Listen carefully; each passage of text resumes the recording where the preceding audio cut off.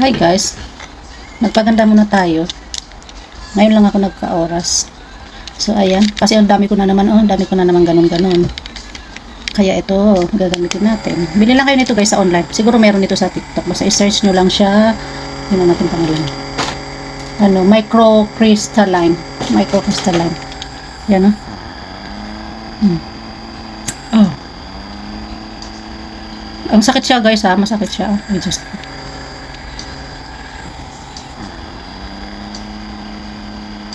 para mapupunit yung mukha ko.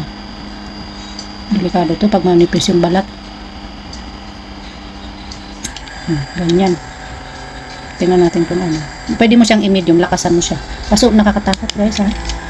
Pag manipis yung balat. Tama lang, ayoko manipis yung balat ko. Hala.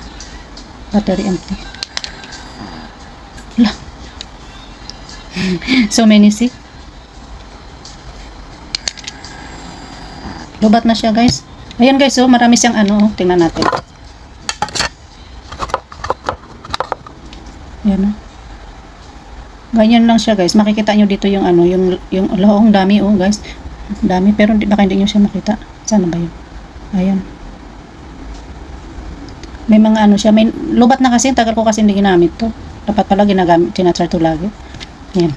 Di yun na kailangan pumunta sa sa clinic o kaya kayo na lang magagawa nito.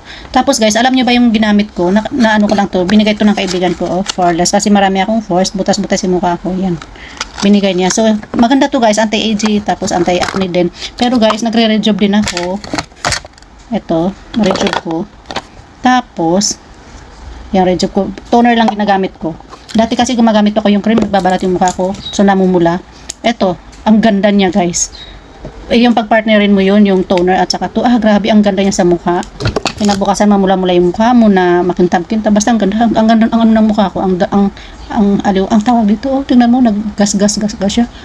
Ito lang naman, parang nag-dry siya, tapos ito, smooth siya. Alam ba, ganun pala yun? Namula. Ayan, mamaya ulit, mag-charge ko na tayo. So, ito guys, maglagay muna ako nito guys, kasi nag-charge pa eh.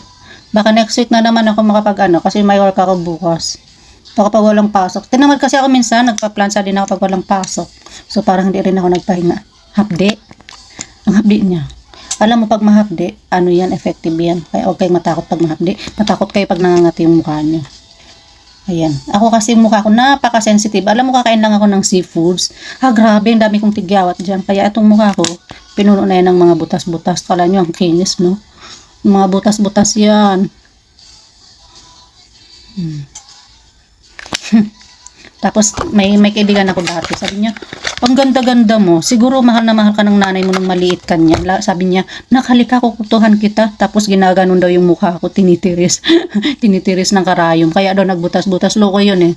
Tapos kasi yun, bakla kasi yun. Sabi ko, ikaw pag hinold up ka, pag sinaksa ka, hindi tatalab yung kutsilyo sa'yo. Bumabaluktot yung kutsilyo kasi ang dami mong foam dito. Ganun kami mag-asaran guys. Sabi ko, pag sinaksa ka dito, tumano yun, bumabali yung kutsilyo. Tapos dapat sa likod kasi wala kang brad dyan. Wala kang mga foam. Protector na yung mga foam niya. Tawa kami ng tawa sa isa't isa. Di kami nagkakapikunan guys. Ayan, napunta natin sa kwentuhan.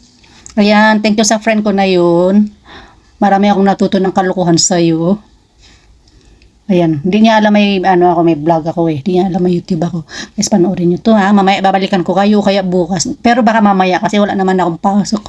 So sa bahay lang ako. May may part 2 tayo. Paano natin gamitin? Yan ang ganda niya. Ayan, thank you guys. Bye-bye.